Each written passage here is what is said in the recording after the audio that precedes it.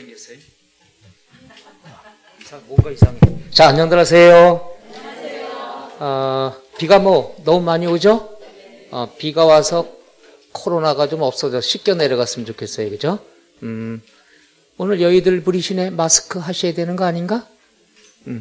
어디 가든 간에 저 마스크 쓰라는 사람은 저뿐이없대요. 다들 하는데 좀 답답해도 조심하는 게 좋겠죠? 책은 좀 문제 좀 푸셨어요? 또 눈 피하고 있어. 항상 그렇게 좀 문제 좀 풀었으면 문제 위주로. 그러니까 억지로 세법은 외울 게 있어요. 세율 같은 숫자만. 숫자는 외워야 돼. 나머지는 외울 필요 없어요. 이름 자체에 한문을 많이 쓰기 때문에 조금만 이해력이 있으면 너무 쉽습니다. 예를 들어서 이런 게 있죠.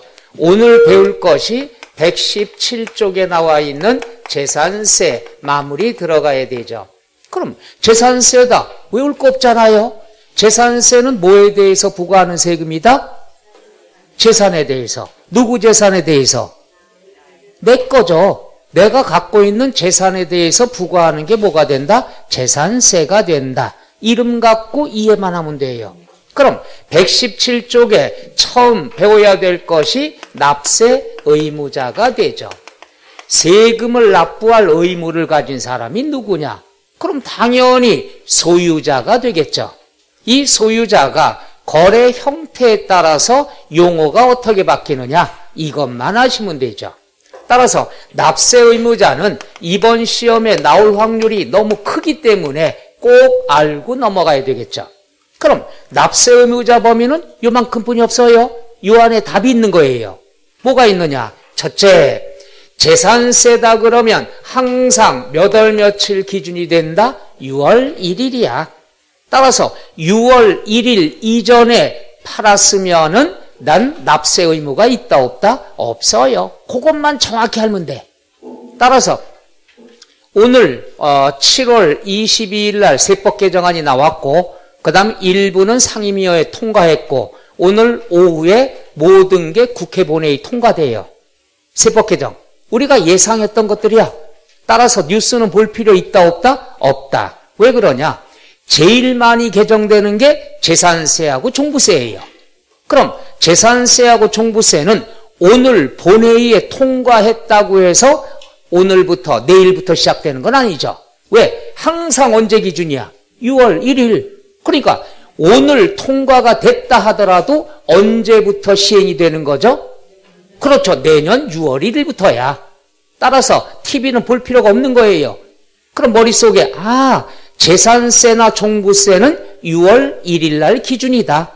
그럼 오늘 오후에 통과가 됐으면 내일부터 시행된다 하더라도 결국은 다음 연도 내년 몇 월 며칠? 6월 1일부터 시행되니까 올해 시험 보는 거에 대해서는 신경 쓸 필요 있다 없다? 없다. 더 헷갈린다는 얘기죠.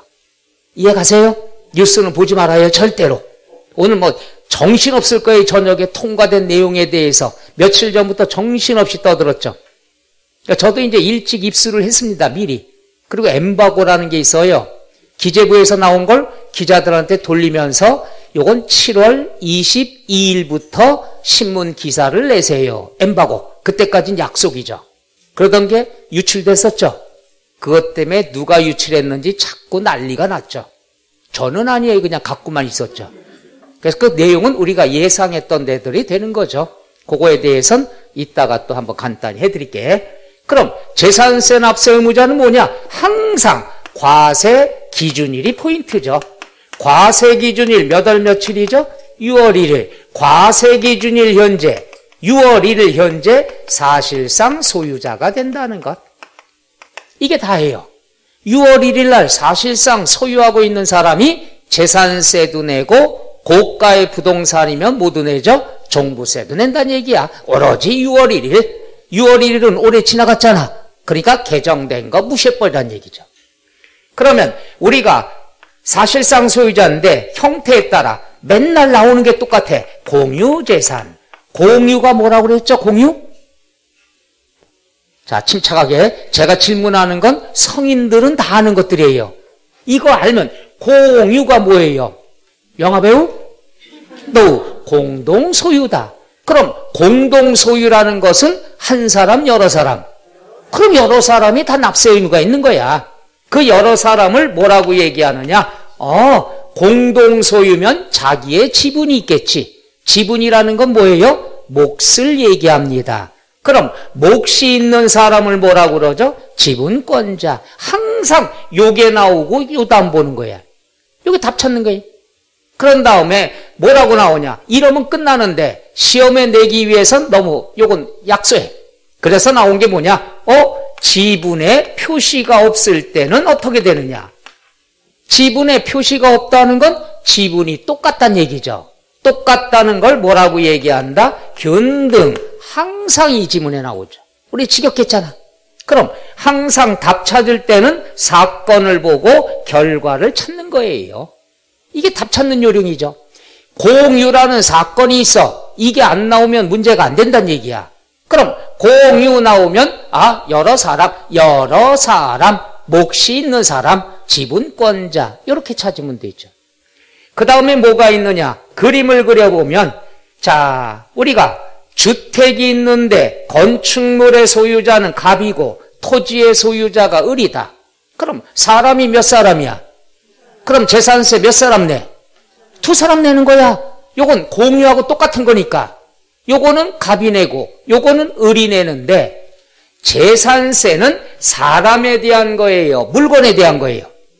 물건. 그렇지. 그렇게 이해하면 돼. 물건이야. 사람이 2사람이라고 그래서 세금을 따로따로 계산하면 안 된다는 얘기야. 왜? 재산은 하나죠. 왜? 부속 토지는 토지가 아니죠. 어디에 포함되죠? 주택에 포함된다. 무조건 부속 토지, 딸린 토지는 토지분 재산세 내는 게 아니죠. 어디에 포함된다? 주택에 포함한다. 그럼 물건은 1개예요? 2개예요? 1개죠. 주택이에요? 토지예요? 그래, 그거야. 그렇게 하면 돼. 재산세는 사람이 중요한 게 아니다. 여러 사람이면 그 사람이 소유자인데 시험 볼 때는 물건은 몇 개가 된다? 하나. 뭐에 대한 것? 주택에 대한 것. 그럼 주택에 대한 산출세액을 계산하니까 100원 나왔더라. 그러니까 세금 계산할 때는 2번 계산하는 게 아니라 몇 번 계산한다? 1번. 한 번 나온 것을 몇 사람이 물어내야 된다? 2사람이. 그럼 세금 나와 있는 걸 사람에게 나눠준다. 요거 알아두셔야 돼요. 항상 사람에게 나눠줄 때는 금액 갖고 나눠줍니다. 뭘 가지고 나눠줘요? 금액. 무슨 비율로 나눠줘야 된다? 시가 표준액 비율. 사람에게 나눠줄 때는 면적 필요 없어요. 무엇의 비율로? 시가 표준액 비율로. 세법은 안분 나눠주는 건 기준이 2개뿐이 없어. 시가 표준액 비율이냐? 면적 비율이냐? 사람에게 나눠줄 때는 면적은 필요 없죠. 따라서 시가 표준액 비율로 안분한다. 끝. 요게 기본이에요. 그런 다음에 나머지 것들은 뭐냐 이거죠. 사실상 소유자가 원칙이지만은 사실상 소유자가 아닌 경우에도 납세 의무가 생길 수 있다. 그럼 얘는 제일 중요한 것들이 둘 중에 하나. 세법은 항상 얘기했죠. 둘 중에 하나. 뭐가 있느냐? 매매가 있다. 그럼 매매가 됐으면 소유권 변동이 있죠. 자, 그럼 신고를 했으면은 누가 내야 되는 거죠? 사실상의 소유자. 사실상의 소유자 누구를 얘기하죠? 매수인을 얘기하죠. 그런데 신고를 안 했으면은 누가 내야 되죠? 공부상의 소유자. 누가 내야 돼요? 매도인. 그러면 신고를 하면은 얘랑 똑같으니까 출제가 안 된다고 그랬죠. 그럼 신고 안 했을 때는 공부상의 소유자인데 이럴 경우에는 매도인이 억울해요? 안 억울해요? 팔았는데 재산세, 걔가 이전 등기 안 해간 거야. 그럼 억울하죠. 이 억울한 걸 막기 위해서 신고제도가 있습니다. 신고제도가 뭐냐 하면은